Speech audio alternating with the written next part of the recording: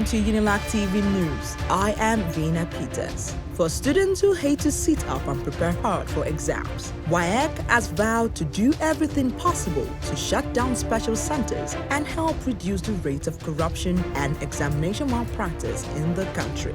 Still on education, a Nigerian secondary school girl, Farida Oyolola, has made her country proud as she emerged as one of the brightest children in the world at the Johns Hopkins Center for Talented Youth. Now, this is shocking as Joseph Wene, a 65-year-old man from Egede in Enugu State, decided to go back to school because his children laughed at the fact that he did not know how to speak good English. Let's get people's reactions as we ask, should there be an age limit for one to attain formal education? Yeah, I don't think there should be an age limit to attain formal education, because as we all know, education is required for foundational skills, intelligence and employability in the country that we are today. People have different circumstances, situations that just puts a pause in their plans and they have to go back to it later in life. Well, I think there should be to formal education. Okay. I think that will be 60.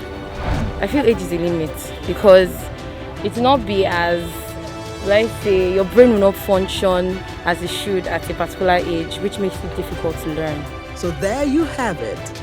Now, from going back to school to tertiary education funding, Prime Business Africa will be holding its second socio-economic and entrepreneurship development series titled Funding Tertiary Education in Nigeria. What options? Earlier, we spoke with Dr. Marcel Mbamalu, the editor-in-chief of Prime Business Africa and convener of this event, and asked them what this event is about. Yeah, actually, given the state of the economy and that of our tertiary institutions. Okay. When we talk about tertiary institutions, we are talking about the universities, talking about the polytechnics, talking about the colleges of education, and all those institutions at that level of education.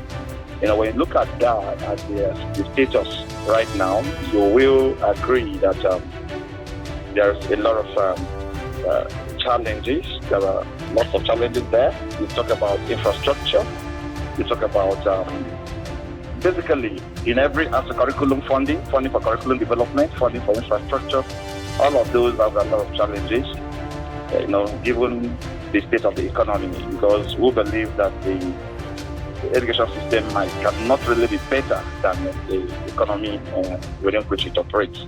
Okay. So based on that, we have two layers of challenge: funding at the micro level and funding at the macro level. Universities, for instance, have a lot of issues in terms of funding for infrastructure development, the hostels, accommodation issues, classrooms. In fact, you have some universities where the students have to be up to 300 in a class. So all of those speak to infrastructure deficit, and that's at the heart of funding problems. So, and then you also have funding for curriculum at the micro level. Students themselves, the economy is not good. Funding education for the students themselves is difficult. So we believe that we need to bring in people, experts within the country and outside the country to really proper solutions to these challenges, so that students themselves will begin to see options for them to fund their education at the micro level, and then for the national and sub-national governments to look at also options for them to fund institutions at that level. Because at the industry level, at the society level, if the universities, the colleges of education, the polytechnics, the technical colleges are not doing very well, they can't produce good workforce for the marketplace. So this is actually the challenge that we saw, and we decided to address it by bringing experts to talk about them. Okay. What should stakeholders expect from this event? Yeah, as I said earlier, we expect, of course, stakeholders.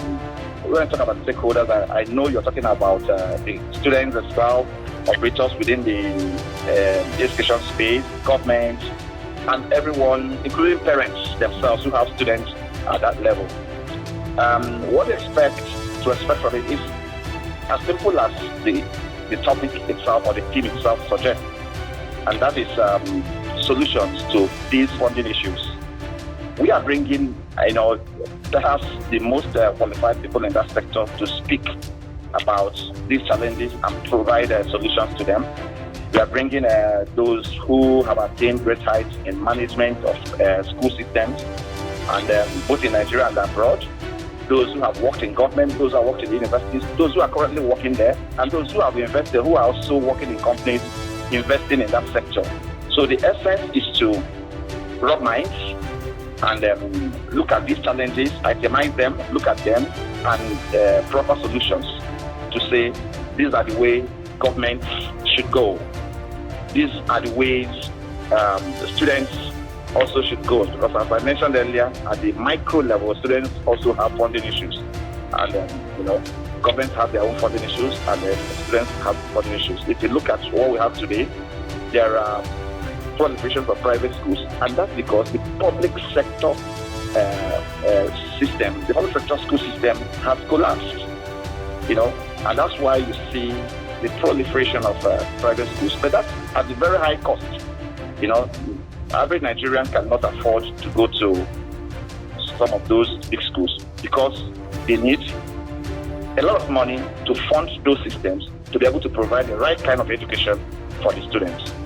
So we are going to look at all of these, put them in a basket, and look at all of these issues and provide solutions to them. This event will have guests like Professor Patutomi and former Deputy Governor of CBN, Professor Kingsley Mogalu, amongst others. The event holds virtually via Zoom tomorrow, Tuesday, 31st August at 4 p.m. West African time. Use this link displayed on the screen to join. Moving on to entertainment, as Paul Okoye has asked people to mind their business and stop poking into his family affair. Meanwhile, our Nollywood finest Alex Akubo has bagged a doctorate degree in art and culture from the Institut Supérieur de Communication de Gaston University.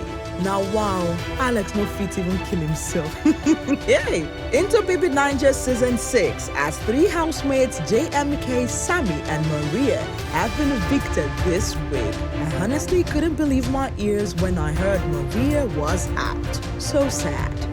Nigerian legendary singer of the popular song Jeremy, Sir Victor Uwaifo, has died after a brief illness at the age of 80. Rest on, legend.